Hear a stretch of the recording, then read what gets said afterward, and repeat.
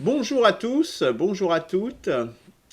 Nous faisons donc la deuxième séance aujourd'hui après l'exposé que a fait Claude l'autre jour sur la liberté et le libre arbitre. Nous y revenons, donc La plus liberté orienté sur le débat, mais on avait déjà fait un petit tour de table. Peut-être que Claude voudra nous faire peut-être un rappel de ce qu'il nous avait dit et puis déjà répondre à ce qui avait été aux remarques qui avaient été émises précédemment.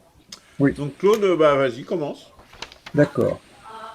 Alors en fait, il y a déjà eu 15 jours qui se sont passés. Je suis un petit peu en distance par rapport à ça, mais j'avais écrit quasiment après notre débat, j'avais écrit un petit texte qui tentait de reprendre un certain nombre d'arguments que les uns et les autres avaient développés. Donc je vais vous le lire, j'espère que c'est pas trop long. Et puis, enfin, je vais vous le lire en essayant quand même d'être présent derrière ce que je lis dessus. Voilà. Alors, d'abord, ce que je veux réaffirmer, c'est que tout changement dans le temps est long, c'est du long terme, hein, surtout s'il s'agit de se changer soi-même. Alors, il y a des changements plus rapides qui se font, mais qui sont sous la contrainte, par exemple à l'occasion de crises, de révolutions, de guerres, mais la plupart du temps, ils ne changent rien sur le fond de l'homme. L'homme pécheur se perpétue sous un autre décor, une nouvelle constitution, de nouvelles institutions, de nouveaux dogmes, mais sous l'emprise de la même cause du mal en lui, ce que j'appelle le péché, hélas souvent inconsciente, il se retrouvera confronté aux mêmes maux. Alors tout changement en profondeur, ce qui est le cas quand il s'agit de l'être, est très long parce que nous sommes, nous, dans le temps. On est plombé par des habitudes de vie, elles-mêmes soutenues par des croyances religieuses, politiques, scientifiques et quantité de superstitions qui vont avec. Tous les grands prophètes n'ont vu leur parole prendre son envol que bien après leur vie terrestre. Ainsi, par exemple, le christianisme, déformé par le monde romain hégémonique quand il apparaît, est devenu ce que j'appelle le christianisme d'église, qui ne voit son succès, je mets des guillemets à succès, que vers le IVe siècle, c'est-à-dire plus de 300 ans après Jésus. Et pour le monde officiel, il s'agit donc d'un succès, tandis que pour Dieu, comme pour Jésus, il s'agit en réalité d'un échec, puisque c'est l'enterrement de la pénitence, c'est-à-dire de la pratique de l'amour. Il faut donc bien voir que ce que vous démarrez aujourd'hui, ici et maintenant, dans les profondeurs de votre être, comme changement, ne verra sa réalité actualisée dans le monde que bien plus tard, bien après votre mort physique. Et la liberté absolue, donc, elle est au fond de vous-même. Elle ne vous permet pour le moment qu'une chose, c'est de vous changer vous-même vers le bien, de vous mettre à aimer. Personne ne vous y oblige. Et vous êtes donc le seul déterminant de ce choix. Il ne s'agit pas de la vivre, évidemment, immédiatement dans un monde hostile pour le moment, d'ailleurs ça serait suicidaire, mais quand vous donnez pénitent, vous entrez en gestation du monde changé. Il faudra quelques générations après vous, et après bien des vicissitudes, pour que votre bébé, entre guillemets, apparaisse à la face du monde. Vous pouvez activer le désir de bien en vous parce que vous êtes le maître chez vous. Pourquoi? Ben, par le don de liberté, justement. C'est ça la liberté spirituelle. Donc vous êtes le seul à pouvoir vous autoriser, du moins si vous n'êtes pas trop sous les idées reçues du monde, sous l'emprise des croyances, qu'elles soient religieuses, scientifiques, politiques, mais toujours idéologiques. C'est-à-dire, si vous n'êtes pas dans l'accroche sans critique à des idées qui sont sacralisées. Le monde, les autorités ne peuvent rien contre votre démarche de transformation en vous-même qui, poursuivie par d'autres et généralisée, changera vraiment le monde. La déculturation dont j'ai parlé, c'est d'abord en vous qu'elle s'opère alors. Vous vous libérez de vos chaînes mentales, mais vous continuez à vivre au milieu des hommes avec les mêmes préoccupations, les mêmes soucis, les mêmes obligations, joie, peine, etc., que vous partagez.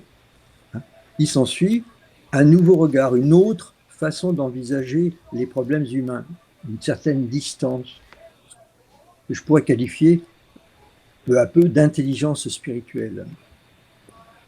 Ce changement vers le bien ou vers la vie avec un V majuscule ou vers Dieu, par la mise en pratique de l'amour ne peut pas être dangereux. Là, c'est une réponse à Luc, puisqu'il reconnaît en tout humain soi-même, son frère, sa sœur, ce qui est la vérité sous-jacente de l'unité de l'univers.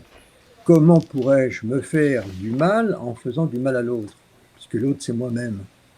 L'intention de faire du mal, même de provoquer de la peine chez autrui, même si elle n'est pas toujours bien maîtrisée parce que l'humain est complexe, me devient totalement étrangère. Elle rentre dans ma mémoire comme celle d'un temps barbare que j'ai dépassé et que ma descendance dépassera. Une histoire pleine de bruit et de fureur et qui ne signifie rien, comme dit Shakespeare dans Macbeth. J'apprends à m'arrêter à temps, à me taire, à écouter vraiment sans préjugés, à ne pas mentir, surtout à ne pas juger. C'est difficile, mais peu à peu, on acquiert une lucidité sans pareille sur les événements, les êtres.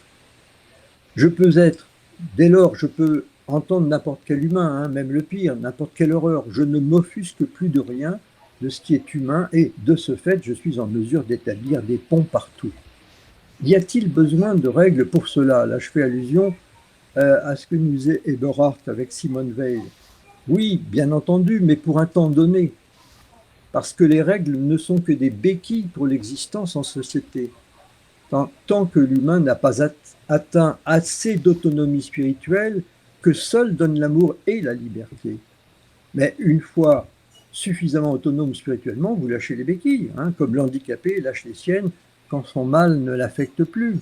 Ces béquilles n'ont rien d'absolu. Ça ne peut pas être des dogmes, ou si ce sont des dogmes au sens de Christophe, puisqu'il parle de nouveaux dogmes qui délogent les anciens, ce ne sont pour moi que des vérités temporaires et communément admises. Et dès lors qu'ils sont vus comme temporaires, pour moi, ce ne sont plus des dogmes au sens où je l'entends, car les dogmes qui ont été posés par la religion, par les religions, l'étaient comme des vérités absolues et éternelles. Ce ne sont plus, à ce moment-là, que de simples étapes dans la croissance du savoir humain. Qu'il faille s'arrêter à des choses considérées comme vraies pour tous, oui, ça me paraît le bon sens, mais il est inutile de les dogmatiser. Ainsi, par exemple, dans le domaine de la physique, la Terre est ronde. Bon, c'est un fait désormais admis quasiment par tous, hormis une poignée de farfelus. Est-ce un dogme? Vais-je faire la guerre aux farfelus qui préfèrent voir la Terre plate? Que nenni! Le bon sens assoit de lui-même cette vérité sans qu'elle ait besoin d'être certifiée, estampillée par des docteurs de la loi, bref, dogmatisée. Mais dans les domaines concernant l'humain, les choses ne sont pas aussi simples. L'idéologie, la croyance jouent un rôle considérable et c'est là que toute dogmatisation est néfaste, surtout quand elle est imposée, parce que ça coupe l'herbe sous le pied aux chercheurs de vérité. La science, quand elle est honnête, est beaucoup plus juste que la religion, parce que dans ses fondements même, elle est toujours capable de se remettre en cause face aux faits, à la réalité. La vraie science, on le sait, ressort d'une confrontation entre savants. Sur Saint-Augustin, puisqu'on en avait parlé aussi avec Eberhard, ce n'est pas la foi en Christ qui sauve. La foi seule, de mon point de vue, ne sauve personne. C'est l'entrée en Christ, si je puis dire. C'est devenir soi-même un Christ en évolution, justement grâce à la liberté absolue dormant en nous, réactivée pour se mettre à aimer. L'amour pratiqué tel que Jésus l'énonçait dans son fameux Sermon sur la montagne ouvre des horizons infinis à l'humain. On se transforme réellement. Si nous n'y avons plus accès de manière évidente, c'est faute de temps, parce que la vie est courte. C'est pourquoi l'œuvre de changement, s'inscrivant dans les événements du monde, ne peut être que le fait d'un collectif, d'une collectivité, d'un peuple, même sur plusieurs générations. Là, je vais citer la révélation d'Arès, il nous dit « Non pas un homme montre la voie, non pas un autre homme trouve la vie, mais beaucoup d'hommes se succédant au tombeau montreront la voie. Une multitude dont les eaux ajoutées dresseraient une montagne trouvera la vie, parce que le Père ne donne plus la vie, il l'a donnée une fois, l'oasis. » Alors cette vie donnée une fois, cette vie avec un grand V, c'est cette fameuse image et ressemblance. Ainsi, Simone Weil a compris un certain nombre de choses sur le plan spirituel, c'est indéniable, et à mon avis, elle en aurait compris encore bien davantage si elle avait vécu plus longtemps. parce que nous ne l'oublions pas, elle est morte quand même encore jeune, à 34 ans. Ses propos sont remarquables d'intelligence spirituelle, hein, au regard de son âge et de sa vie, mais il n'y a pas lieu pour autant de les dogmatiser et d'en faire une référence absolue.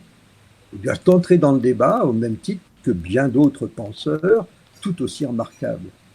Et quoi qu'il en soit de ces propos d'hommes pris dans le temps, dans les contingences de l'époque, ils ne peuvent, du fait même de cette contingence, égaler la parole de Dieu lui-même, qui est le libre absolu et l'aimant absolu, je dirais, hors du temps. Est-il vraiment libre? Se demande Christophe, avec raison d'ailleurs. Alors je vais répondre, d'après ce que je peux comprendre, non, pas tout à fait. Dès lors qu'il a créé l'univers et l'homme aussi libre que lui, il s'est conditionné d'une certaine façon à sa création et à sa créature. Mais il s'y tient. Ouais. C'est vrai. Le signe parle de sacrifice du Père qui s'est donné à ses enfants quand il a partagé avec eux son image et ressemblance. Mais lui, il est capable de, alors je cite la parole, il est capable de s'offrir en sacrifice au bourreau sans se perdre, tandis que l'homme, lui, n'a pas le pouvoir de le faire, parce qu'il n'a pas le pouvoir de se ressusciter. Et c'est, hélas, ça c'est dit dans la Révélation de ce qu'a fait à tort Jésus, qui s'est ainsi exposé à la méchanceté humaine en se laissant enfermer dans Jérusalem, et du coup, il n'a pas vécu assez longtemps pour bien faire passer son message à ses disciples, surtout les former assez à l'amour. Ce qui fait qu'un Paul, qui vient après, par exemple, qui n'a pas connu Jésus, lui aussi est devenu une référence absolue, hein, mais va se mettre à raconter des choses fausses, par exemple qu'on est sauvé par sa foi, sur lesquelles l'Église s'est hélas construite. Dieu ne peut pas changer l'homme malgré lui. C'est le grand dilemme associé à la liberté absolue donnée. Mais peut-il changer les lois physiques? Ça, je rappelle ce que Christophe nous disait. Bien sûr. Il le dit même clairement dans le signe. Il dit, par exemple, il peut changer la pesanteur s'il le veut. Alors, je cite, la citation est un peu particulière, il dit « L'homme saute la vague », c'est-à-dire qu'il peut naviguer. Mais si je dis « l'air est lourd », le navire tombe comme le cerf dans le ravin. Référence 16-11. Donc, il peut changer les lois physiques s'il le veut. Au jour de Dieu, d'ailleurs, il est dit « Alors ce sera mon jour, d'un geste, j'arrêterai l'astre sous vos pieds. » Vous imaginez, il arrête la terre sous nos pieds. Il n'y aura plus ni jour ni nuit, mais ma lumière couvrira tout sans cesse. Autrement dit, le temps tel que nous le connaissons s'arrête aussi. Bon, tout ça, ça doit vous paraître du roman, très loin de nous, mais il ne faut pas oublier que Jésus, visitant frère Michel, était bien physique. C'était un homme en chair et en os, un homme comme vous et moi. Il repartait en traversant le plafond, dans une physique inconnue. Sa présence physique est en elle-même un message, puisque, n'étant pas le Fils unique de Dieu que l'Église en a fait, mais un homme comme vous et moi, un prophète juif, prophète de l'amour, prophète d'exception, elle vient nous dire implicitement pourquoi vous ne faites pas la même chose que moi. Vous mettre à aimer inconditionnellement. Regardez, voilà la transformation qui en résulte. Il appelle ça le salaire du pénitent. Quant au mitzvot, pour Franck, c'est un peu comme les dogmes. On peut y trouver bien des choses sages comme des choses puériles et sans importance spirituelle. Il n'en demeure pas moins qu'il y a là une expression de la mesquinerie humaine, de notre étroitesse d'esprit, fort éloignée de la liberté spirituelle et de la lumière qui peut en sortir. Si je prends par exemple ce propos dans le Lévitique, bon, c'est pas les mitzvot, 19-18, tu aimeras ton prochain comme toi-même. Ben, il s'agit d'une petite pépite qui vient à l'évidence de Dieu, mais elle est coincée comme l'or dans sa gangue matérielle. Elle est coincée au milieu d'un grand nombre de règles sans importance. Par exemple, qui se soucie encore, même parmi nos frères juifs, de ne pas porter sur soi un vêtement de tissu mêlé de deux fibres différentes? Ben ça, c'est ce qu'on trouve dans Lévitique 19-19, quelques lignes plus loin. Et qui ne peuvent pas s'assimiler à des commandements de Dieu, mais à l'étroitesse et la rigidité d'esprit de prêtres qui ont voulu se hausser devant les autres, véritables docteurs de la loi.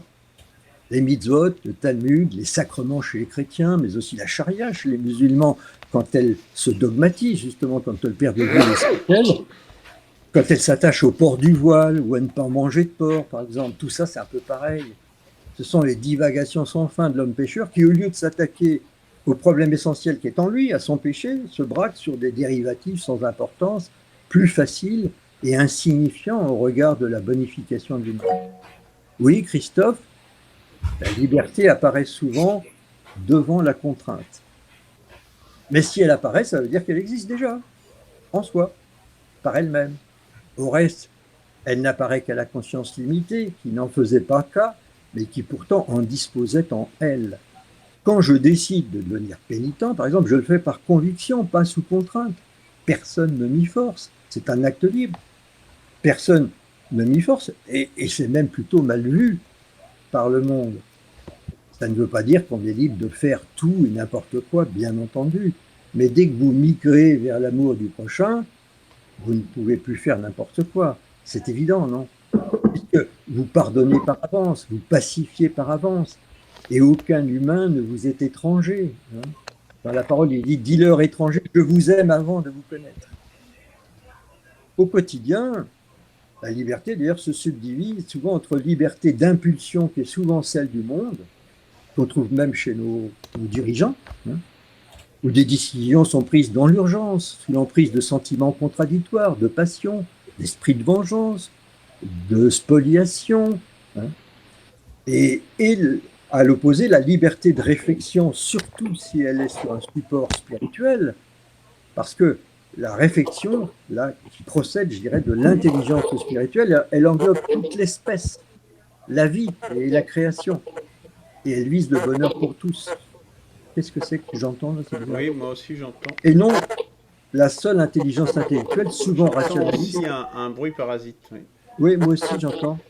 C'est pas de ton côté, Berard, peut-être, non? Parce que je vois que tu as ton micro ouvert. Non, mais j'ai un petit problème. Excuse-moi, j'ai un petit problème avec mon casque à pointe. Ah, d'accord.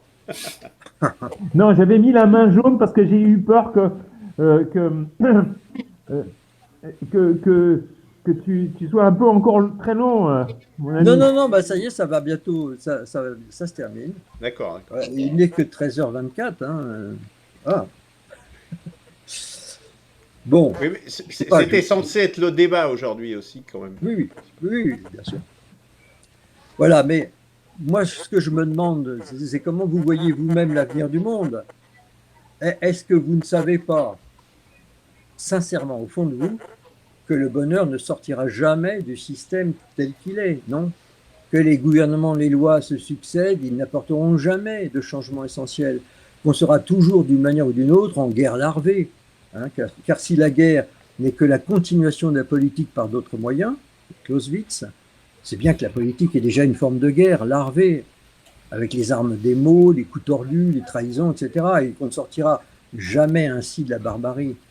Est-ce qu'on ne voit pas que l'économie de la croissance sans fin, ça c'est fort Christian qui n'est pas là, ne peut buter que tôt ou tard à ses limites, que l'exploitation forcenée de la terre prendra fin un jour par épuisement des richesses, que la pollution qui en sort sera un jour insupportable, que tout ça qui n'est que matériel est suicidaire, hein, que tout ça ne peut avoir qu'un temps surtout. Et où est la porte de sortie du temps, sinon en vous-même? Et grâce à quoi? À la liberté. Voilà, à mon sens, d'ailleurs, où est tout l'intérêt du spirituel et de la recherche que nous faisons ici ensemble. Voilà, merci de m'avoir écouté. Alors, merci beaucoup, Claude. Qui veut rebondir en premier? Moi, je veux bien. Allez, vas-y. Alors, donc moi, en fait, moi, je sais ce que j'ai, du coup, ce qui m'a un peu frictionné, quoi. C'est le terme liberté absolue que j'arrive vraiment pas à apprécier, parce que dans cette logique de liberté absolue, pour moi, il y a vraiment, je veux remettre tout en question, tout ce qui me contraint, et ce truc-là me pose problème. Parce que même toi, en fait, tu le dis, pour être libre absolu, ben voilà, pour avoir cette liberté absolue, tu as une obligation. Tu as une obligation, c'est aimer. Mais si jamais j'ai cette obligation d'aimer, Si je veux être libre de manière absolue, je suis obligé, en termes logiques, en termes sémantiques, je suis obligé de me dire, ben non, je ne veux pas aimer pour être libre, je veux être libre sans aimer. Bah oui. Oui, En gros, voilà, c'est juste que du coup, c'est le terme qui me dérange absolu, qui plus, ça me dérange plus que tout ce que tu dis, ou en fin de compte, je suis plutôt d'accord sur la globalité de ce que tu dis, quoi. Donc c'est ce truc-là, c'est juste cette terminologie. Donc forcément, donc il y a une règle, c'est il faut aimer pour être libre. Donc, ça, ok, ça j'ai pas de souci, mais pour moi c'est la règle qui prévaut. C'est parce qu'il y a une règle que ça va fonctionner et que ça va marcher, etc. Et que cette règle-là, si tu veux t'en libérer, bah, tu as un problème.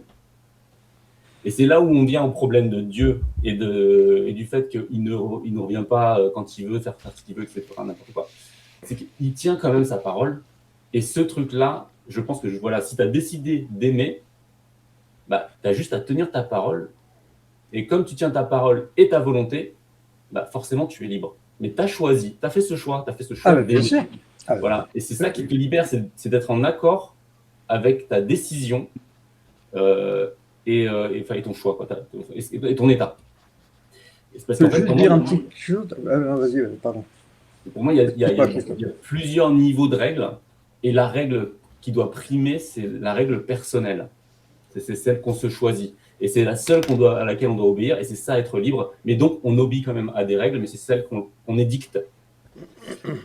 Et ouais, et voilà. Donc c'est pour ça que c'est pour ça qu'on a des gens, voilà, pourquoi ils ne suivent pas Jésus, bah parce qu'en fait, ils n'aiment pas les règles, ils veulent être libres absolus, ils ne veulent pas qu'on les obéir, avoir des obligations, être obligés à faire des trucs, de faire pareil que machin, enfin, c'est des trucs qu'ils ne veulent pas faire. Et à partir de là, bah, à partir du moment où tu recherches la liberté, souvent tu ne l'obtiens pas parce que tu vas renier toutes les règles possibles et inimaginables, dont celles que auxquelles tu dois te tenir. Donc la première que tu dois te tenir, c'est ta parole. Et ça, c'est compliqué. Donc ensuite, là, bon voilà, évidemment, toi, c'est une vision long-termiste. Ça, très bien, ça, je l'avais déjà vu. Moi, c'est une vision court-termiste et évolutive. Donc ça, j'avais dit que peut-être que je ferais un exposé là-dessus, justement sur l'évolution que je vois, moi, du dogmatisme, où à la fin du fin, les gens finiraient par avoir leur propre dogme produit par eux-mêmes. Et c'est ce que je dis, tenir sa parole. Tu crois un truc, tu t'y tiens et tu fais en sorte que ta parole soit à l'égal de ce que tu racontes. Et ce truc-là, c'est ce que j'appelle la formation du dogme individuel. Et c'est pour ça que le dogme va rester, parce que si tu n'as pas ça, bon, bah, il y a le dogme collectif obligatoire où ça, c'est tout problématique, etc. Mais je pense qu'aujourd'hui, il y a des gens qui ne sont pas capables de s'en passer. Et c'est pour ça que moi, j'ai une vision un peu plus voilà, à court terme sur le changement de dogme. Ensuite, voilà, c'est ça, remise en question. Ouais, oui, bah, tu remets en question Jésus quand même, tu dis, ouais, bah, il a fait une erreur. Attention, hein. Attention. Il a fait une erreur. Bon, il aurait pas dû trop vite. C'est dans le film. C'est dans le film et c'est dit par Jésus lui-même. Oui. Bon. Et puis voilà, donc oui, Dieu peut changer des lois, mais par contre, il ne le fait pas tous les 5 matins quand ça lui chante, quand ça lui pique. C'est pas le sujet. Il le fait contraint un peu parce qu'il est arrivé à un état où bah, il faut bien faire quelque chose, quoi. Là, c'est tout, j'ai fini. Est-ce que je peux juste réagir un petit peu avant ou pas? Ou j'attends vas-y, 2 minutes. Pas 2 minutes. Et là, je trouve que Christophe, tu dis des choses qui sont très proches de ce que je raconte. Après, il y a une différence juste entre court-termisme et long-termisme, si je puis dire. Mais l'amour dont je parle, c'est d'abord un amour devoir. C'est une contrainte à laquelle tu t'astreins. Mais tu t'y astreints librement, si je puis dire. Faut bien le voir comme ça. C'est pas du jour au lendemain, on est dans la liberté absolue. Et il faut bien voir la liberté absolue comme un don, c'est-à-dire une potentialité qui est au fond de toi, mais qui ne peut pas s'actualiser comme ça tranquillement du jour au lendemain. C'est impossible. Et ça demande toute une transformation et puis ça demandera plusieurs générations, bien sûr. Enfin, c'est comme ça que je vois les choses. Merci voilà. Claude pour ta brièveté. Merci. Luc, de le Franck, souligner. il vient d'enlever son micro. Oui, je voulais rebondir sur ce que disait Claude au sujet des mitzvot. Bon, c'est vrai que j'ai déjà eu l'occasion de dire qu'en fait, la liberté et le bonheur ne peuvent s'évanouir que dans l'absolue fidélité à la loi divine ou aux commandements, même si ces commandements paraissent un petit peu obscurs. Mais ce ne sont pas des commandements éternels, ce sont en fait des commandements comme autant de jalons qui mènent vers la liberté et dans l'optique du judaïsme, cette liberté ne sera pleine et entière qu'à l'époque où se révélera le Machia, le Messie. Cette absolue fidélité au commandement et à la loi qui garantissent la liberté, elle est répétée tous les vendredis soirs, au début du Shabbat. D'ailleurs, il suffit de prendre un sidour et le premier psaume qui ouvre le Shabbat est une répétition finalement de cette allégeance entre guillemets à la Torah. Enfin, quand on parle de Torah, on va parler effectivement, comme disait Claude, essentiellement du Lévitique et du Deutéronome, qui regroupent ces 613 commandements. Et je voulais en fait rebondir au sujet de ces commandements qui paraissent un petit peu absurdes à nos yeux maintenant et à nos oreilles, comme ne pas mélanger deux fibres, le lin et la laine. Il faut savoir que la Torah orale explique pourquoi cette interdiction? En fait, parce que on est sur une fibre végétale et l'agriculture en fait est quelque chose de sacré dans le judaïsme, tout comme l'élevage. Et en fait, ne pas respecter la sacralité du végétal et de l'animal et de les confondre, de les mélanger, finalement n'aboutit à une obscurité. En fait, à un mélange des genres, je pourrais dire en simplifiant, mais qu'en fin de compte, on ne respecte pas la création divine si on commence à mélanger finalement ces différents règnes, règne végétal, règne animal, règne humain aussi. Et en fait, c'est tout simplement ça. C'est une injonction, un conseil de faire attention, de ne pas finalement de manière indifférenciée mélanger ce qui est du domaine du végétal et ce qui est du domaine de l'animal. Alors ça peut avoir une résonance encore à notre époque, avec certaines recommandations dans le domaine de l'agriculture ou dans le domaine de l'élevage. On voit très bien que la nourriture est au cœur du problème, et là ce sont des règles de cache-route aussi, donc des règles d'alimentation. Donc on va partir finalement d'un exemple qui paraît assez surprenant pour finalement en connaître finalement une loi beaucoup plus subtile qui est une sécurité. Et en fait, pour terminer, en revenant à cette notion qui est très importante de liberté, de bonheur, qui est intimement liée à la loi, à des commandements, s'écarter de ces commandements n'est pas un péché. Parce que c'est là où, en fait, c'est un peu compliqué de coller une terminologie de Saint-Augustin, par exemple, comme le péché originel, sur les textes de la Genèse. Il n'y a pas de péché dans le judaïsme. Il y a simplement un écart, un désaveu, entre guillemets, qui pourra être récupéré par la prière, par la teshuva, c'est-à-dire la repentance, par des choses comme ça, par une grande journée aussi, le Yom Kippour. Donc il y a toujours la liberté de revenir. Alors je pense que c'est un peu, on peut retrouver ça dans la parabole du fils prodigue, dans le christianisme. Il ne faut jamais oublier que Jésus était juif, donc il est très très imprégné de ces commandements. Et lorsque ce fils prodigue fait teshuva, il revient justement. Et d'ailleurs, il va demander à se nourrir non plus de mets raffinés, de viande, mais d'écorce de carouble. Donc là, on retrouve encore cette fois-ci cette notion d'alimentation, de cache-route, parce que tout est propice finalement à revenir à une obéissance, et Dieu sait si on n'aime pas ce mot, mais ça n'est pas une obéissance servile, c'est une obéissance qui est garante de notre intégrité et de notre liberté. Voilà. J'ai eu l'impression de faire un prêche. C'est le cas. Bravo. Merci. Réussi. Et Mais il est vrai, Claude, que dans quand tu parles des mises-votes, il y a des choses qui, à notre époque, semblent totalement incompréhensibles. Mais voilà. Juste pour continuer, donc il y a aussi, du point de vue interdit alimentaire, c'est de manger l'agneau cuit dans du lait aussi. Hein.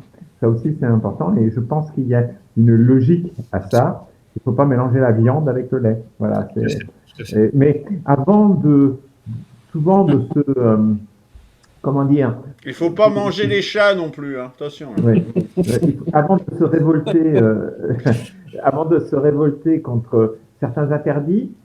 Moi-même, depuis surtout que je suis paysan, je réfléchis beaucoup, en fait, à, disons, la signification cachée qu'il y a derrière. Parce qu'il y a quelque chose qui, pour nous, occidentaux du XXIe siècle, paraissent complètement absurdes, mais il y a des points, et je peux le comprendre, comme par exemple, même dans l'islam, quand il y a interdit du porc, on sait très bien que dans des pays où il fait très chaud, le porc peut très vite tourner. Donc, faut pas tout de suite brandir l'interdit là-dessus, quoi, en disant que les religions sont des connes, quoi. Ça, c'est voilà. Il y a ça. Enfin, ensuite, il y a. Attends, tu nous parlais de quoi encore, Christophe? Je ne me rappelle plus. C'était un sujet intéressant. Enfin bon, ça me reviendra peut-être après. Voilà. Alors, il y a toujours. Je reviens, disons, à l'exposé de Claude. Il y a toujours quelque chose qui me trouble. Quand tu parles, Claude, j'ai l'impression que l'être humain est tout seul à pouvoir justement être dans la liberté absolue et qu'il voit de très très loin la société. Et en disant presque, je sens quand tu parles, j'ai l'impression que tout ce qui est société est anathème en fait. Hein. J'appuie juste un peu le trait, hein, c'est juste un peu de caricature. Hein. Alors que l'être humain, il peut arriver à un degré de liberté un peu supérieur, parce qu'en fait, il n'y a pas de liberté absolue. Alors, le seul qui a été libre absolument, c'était le Christ. Voilà, et j'en reviendrai un peu tout à l'heure là-dessus. Par contre, nous-mêmes, nous sommes potentiellement libres d'une manière absolue.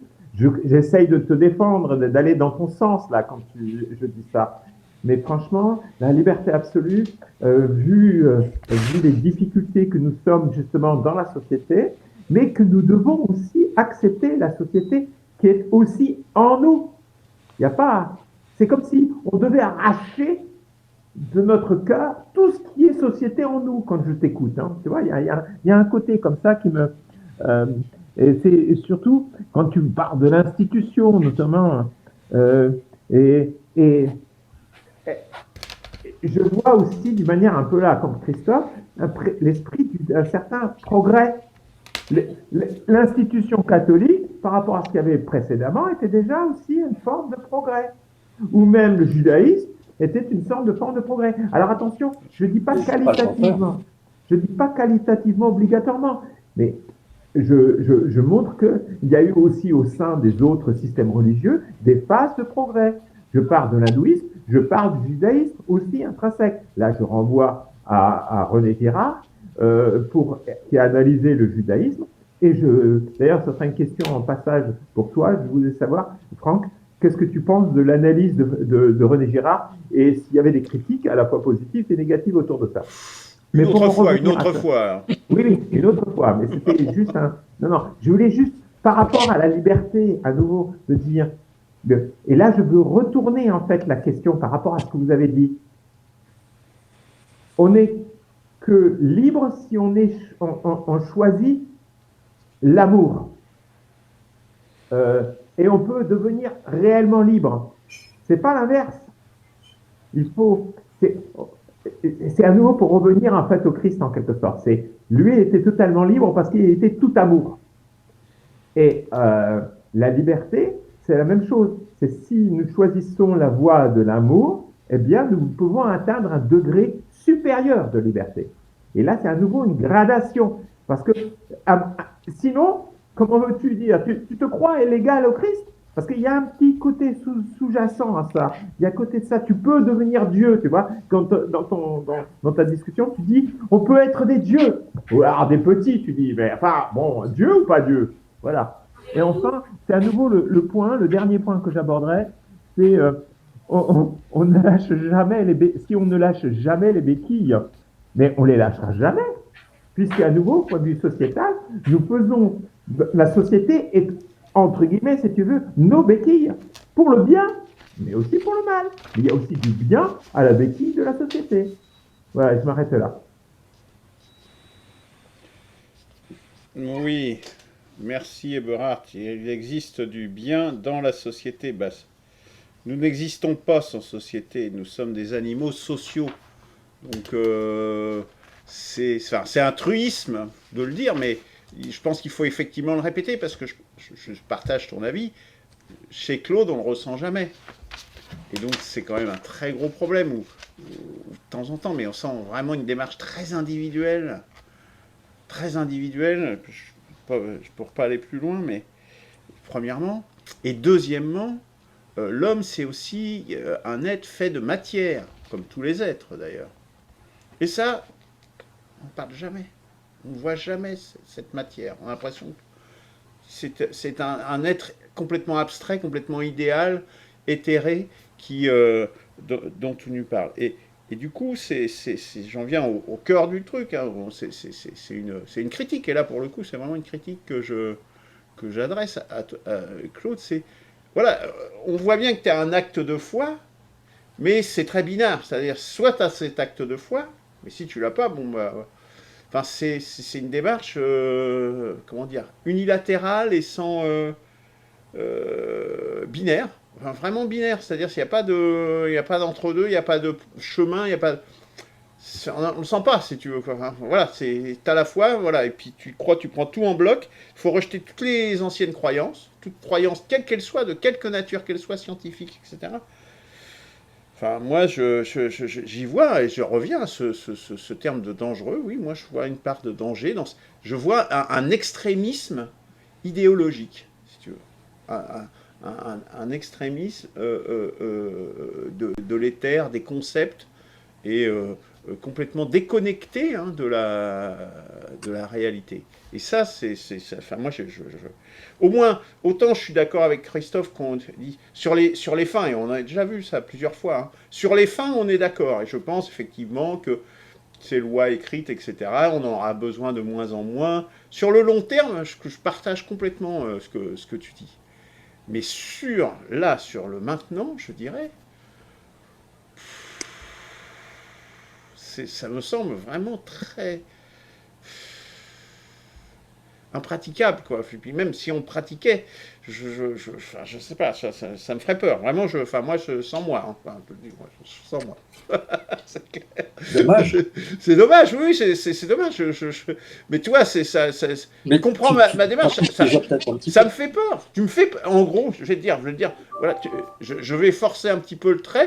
Tu me fais peur. Oui, tu me fais un peu peur. Je me dis, mais on va où là? D'accord. Et voilà quoi. Bon, je l'ai dit d'une façon peut-être un peu abrupte et tout ça, mais voilà, c'est bien de le dire parfois comme ça, peut-être. Alors, après, on a parlé aussi un petit peu du bonheur.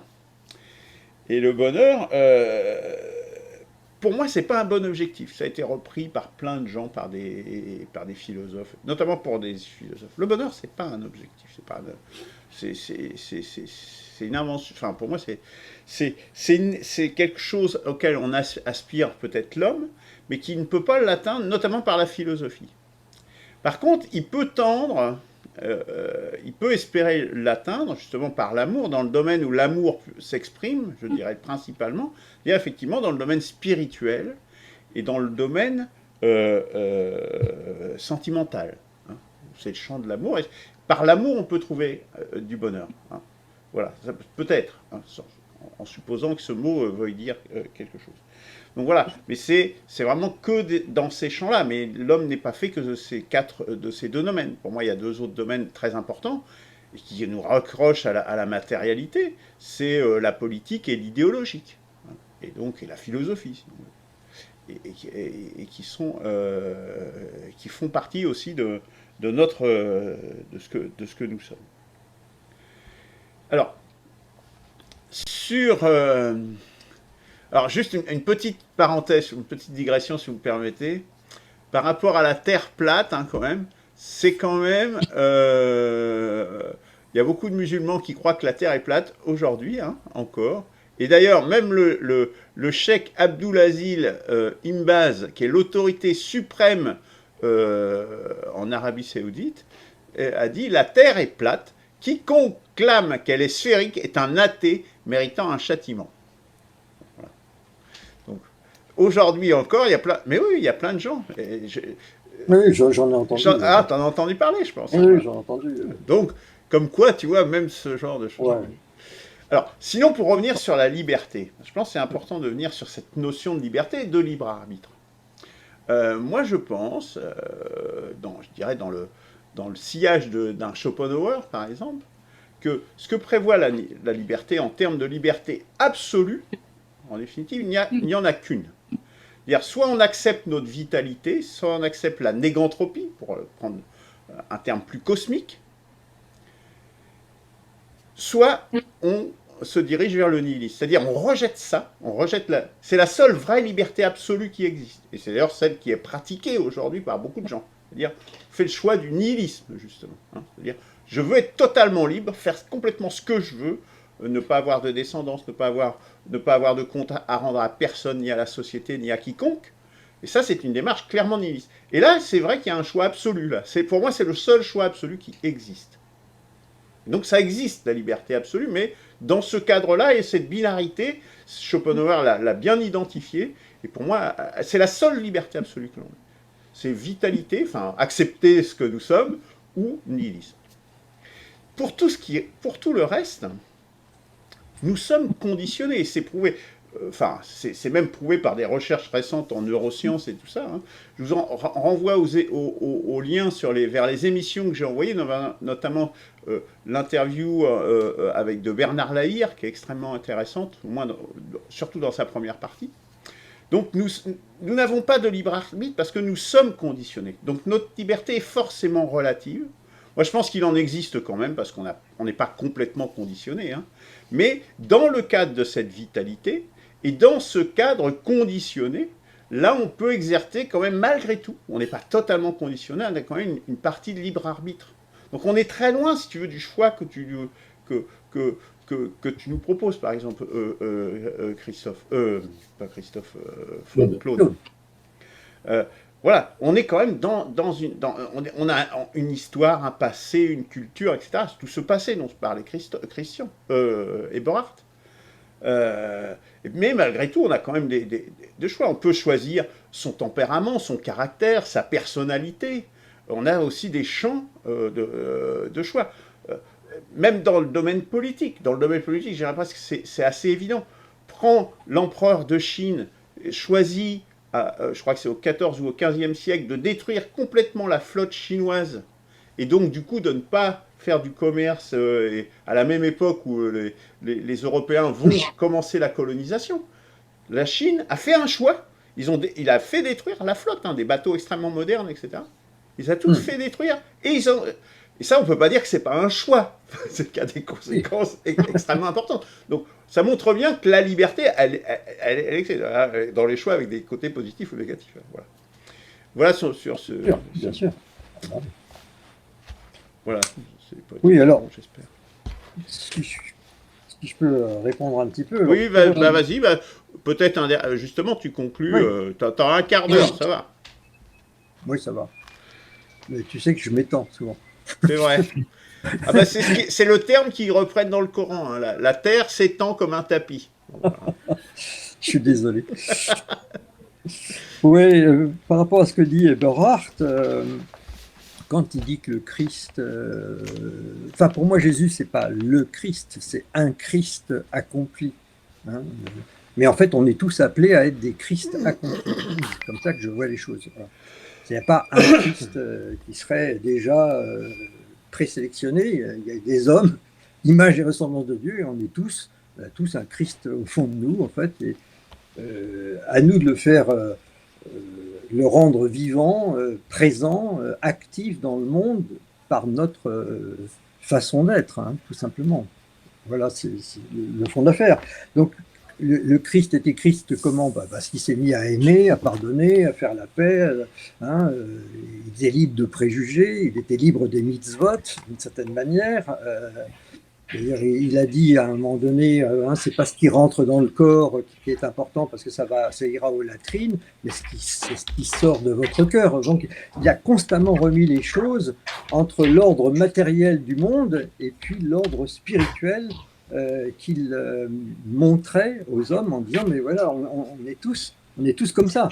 C'est pas un Dieu descendu du ciel, c'est un prophète juif qui sait, par son propre effort de pénitence, qui est passé à un très haut niveau spirituel.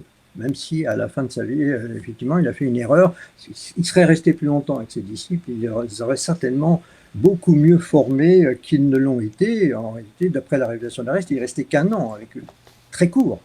Mais en 1 an, il a fait un truc extraordinaire. On parle encore de lui aujourd'hui. C'est quand même assez étonnant. Bon, donc cette capacité à devenir Christ, c'est simplement quand on rentre en pénitence, quand on se met à aimer, quand on se met à changer vraiment ce qu'on est, elle est en chacun de nous. Après, son accomplissement, lui, va demander certainement beaucoup de temps. Moi, je mourrais avant d'avoir atteint, je pense, la transfiguration. J'en sais rien, mais ça m'étonnerait. Mais bon, pourquoi pas? Enfin, mais on en est capable. On est capable de ça. Je crois à ça. Alors là, c'est un terme de foi, comme tu dis, Luc, mais je le vis maintenant depuis assez longtemps pour voir la transformation réelle qui se fait en moi. Je ne suis plus du tout le même homme que j'étais il y a 40 ans. Hein. J'ai mené une vie de patachon comme peut-être d'autres, je ne sais pas, mais je n'ai plus rien à voir avec ça. Enfin, très peu à voir avec ce que j'étais.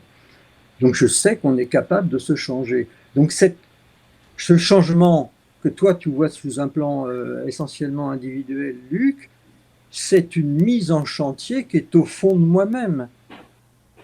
Ça n'élude pas du tout la dimension sociale, au contraire. Moi, je vais dans la rue, je vais parler à des gens dans la rue, je vais en rencontrer pour leur parler de ça aussi au fond d'eux, qui peuvent changer au fond d'eux. Si je le fais, c'est bien parce que l'autre a une très grande importance. L'autre, c'est moi-même. Et si les pèlerins d'Arès forment des assemblées, parce qu'ils forment des assemblées, ces assemblées sont libres, souveraines d'elles-mêmes, elles ébauchent un nouveau monde à l'intérieur de l'ancien, sans violence. Mais ce sont des hommes et des femmes qui sont en chantier, en transformation, et qui font déjà société pour appeler à prendre le relais avec d'autres, hein, d'autres qui ne le savent pas non plus. Ce n'est pas que les pèlerins d'Arès, je ne crois pas à ça, bien entendu. Il y a plein de gens qui vont tôt ou tard reprendre les choses en main à leur niveau, notamment dans des petites unités humaines, je pense. Hein.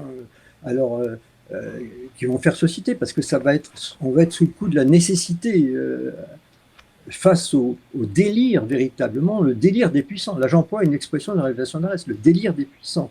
On est dedans. Hein. Ça, je ne sais pas si vous l'avez remarqué. Quand même. Enfin, je suppose que oui. Bon. Donc, il faut prendre le relais. C'est pas la révolution, c'est pas le changement d'institution, c'est pas repeindre la maison, c'est pas changer de décor, c'est pas ça qui changera quoi que ce soit. C'est vraiment nous. Si, aussi. Donc nous, la grande mise en chantier, elle est au fond de nous-mêmes. Et comment peut-on la faire? Grâce à ce don de liberté absolue. Mais tu vois, c'est là, excuse-moi Christ, je t'interromps justement, c'est justement là où tu dis, bon, il y a les pèlerins, etc., excuse-moi de t'interrompre, mais c'est justement là où tu retombes dans l'individu, tu vois. C'est-à-dire, tu dis, c'est pas en changeant des institutions, c'est pas en chemin. Si, forcément. Forcément. On est dans une société, on est des animaux sociaux. Oui, d'accord. Tu vois ce que je veux Alors, dire? attends, Luc. Voilà, c'est Les, pour... les institutions, elles changeront de toute façon, les lois changeront de toute façon, les règles changeront de toute façon. Hein. Après, il y a une certaine direction vers laquelle elles vont changer. Moi, je ne dis pas ça du jour au lendemain, mais je dis que fondamentalement, ce ne sont pas ces choses-là qu'on se donne comme organisation qui changeront fondamentalement le monde et la société. C'est notre propre changement d'être qui changera les choses. Voilà, si tu veux, le fond de l'affaire. Et après, c'est dans le temps que ça se passe, dans le temps long, hein, c'est sur des générations et des générations, c'est ce que j'ai essayé de vous expliquer. Mais je ne néglige pas du tout l'autre personne. Quand je te vois, toi, tu es un autre moi-même, je veux dire, tu es mon frère humain.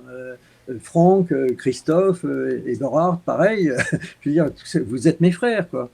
Vraiment. Excuse-moi, je vais te réinterrompre encore parce que je vais te donner encore un autre exemple. C'est comme ceux qui nous vendent l'écologie, changez, faites le tri sélectif, changez un petit truc dans vos habitudes et puis ça va changer, ça va résoudre les problèmes écologiques globaux. Et un peu dans le domaine spirituel, c'est ce qui était en train de nous dire, change-toi, fais tes gestes toi individuellement sur toi-même, etc. Puis ça finira par changer, cause avec quelques copains. Non. Tu vois ce que je veux dire? Je fais ce parallèle-là. Oui, Tu changeras jamais oui. Non, il y a un moment donné, il faut s'investir dans le collectif, dans la société telle qu'elle est, par étapes, justement, comme parlait Christophe. Tu vois ce que je veux dire? Mais oui, mais ton changement individuel ne t'empêche pas de t'impliquer aussi dans la société. Il m'empêche pas de participer au CDRS. Il m'empêche pas de participer éventuellement à l'écriture d'une nouvelle constitution, s'il faut commencer. Parce que je sais aussi qu'il y aura des étapes de transition, si tu veux. Je suis pas non plus complètement évanescent et je sais pas où. Donc, bien entendu, je continue à avoir, je le disais dans mon exposé, je disais qu'on continue à avoir les mêmes soucis, les mêmes préoccupations que les autres.